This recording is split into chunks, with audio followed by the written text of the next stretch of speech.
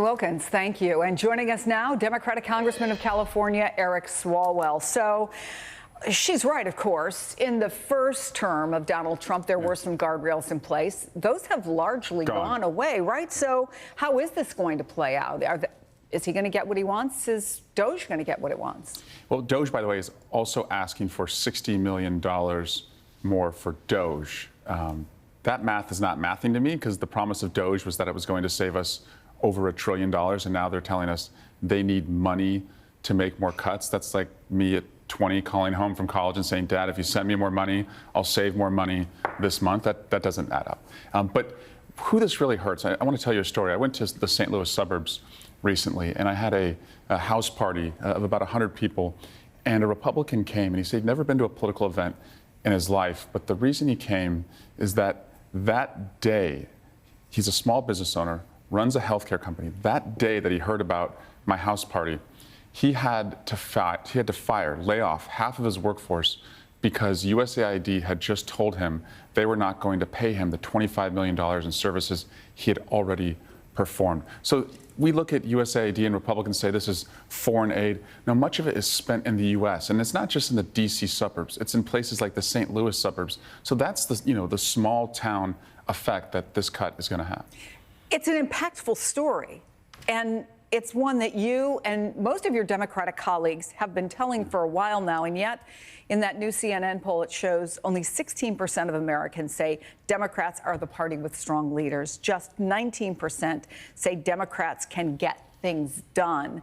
So beyond telling these stories, and I think I've certainly heard a lot of them, I've read a lot of them, besides saying Doge is destructive and we're not in the majority, what are you going to do to convince those base voters that you are doing something? Boldness. People look at Democrats and they see that we had power. We had the White House, the Senate, and the House. But if you were a mom in America, you didn't think your kids were any safer at school from a mass shooting because we didn't pass background checks or an assault weapons ban. And we let the filibuster get in the way. So we were perceived as being weak when we had power. So with boldness, I think we can tell Americans, if you're going to bet on yourself, if you're going to risk everything and work hard, you're going to have a government that'll bet on you. When it comes to your health care, we're not just going to protect it and stop them from taking 14 million people off health care. We're going to double down on cures and investments to make sure that cures are within reach for everyone. So I see an opportunity for boldness, and I'm seeing a lot of new leaders emerge. Times like these, frankly, reveal to me not just who should lead, but who should leave. You're seeing Jasmine Crockett, Maxwell Frost, Robert Garcia, new leaders stepping up, going to town halls in Republican districts and revealing themselves to be able to meet the moment and to bring that boldness. There is a lot of hope on the Democratic side that all of this is going to start to come to fruition in the midterms, right? That's right. Retake control of Congress. In the meantime, though, let's talk about what's happening right now, because it's a long time until then and a lot can happen. The acting head of FEMA said he was not aware that there was a hurricane season. Then later they said he was joking. Staffers reportedly were left confused. They don't know what plan they're following for a hurricane season that has already begun. I know you introduced a bill earlier this year to help beef up FEMA's response to natural disasters. Do they have what they need right now? No, and I'm the #2 Democrat on the Homeland Security Committee. This is not a joke.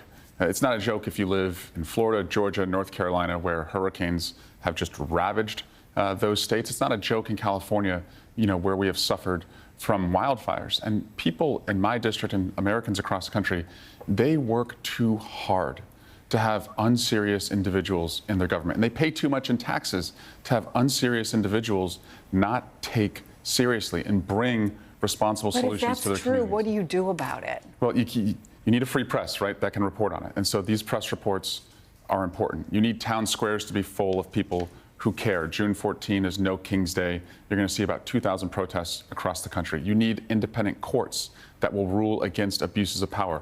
We're seeing all three of those. The only one that's missing is a check by Congress. That's gone. But those three legs, a press, a town square, and the courts, that can hold up our democracy until we get to the midterms. You feeling good about the midterms? I feel good about the midterms. 3 seats, and we're going to win by way more than that. Eric Swalwell, thanks for coming in. My pleasure. It's good to see you. Thank you. Appreciate it. And still ahead, there's a new video out of Boulder, Colorado, showing the chaotic moments just before the suspect tossed a Molotov cocktail into an unsuspecting crowd of protesters. You're watching Chris Jansing Reports only on MSNBC.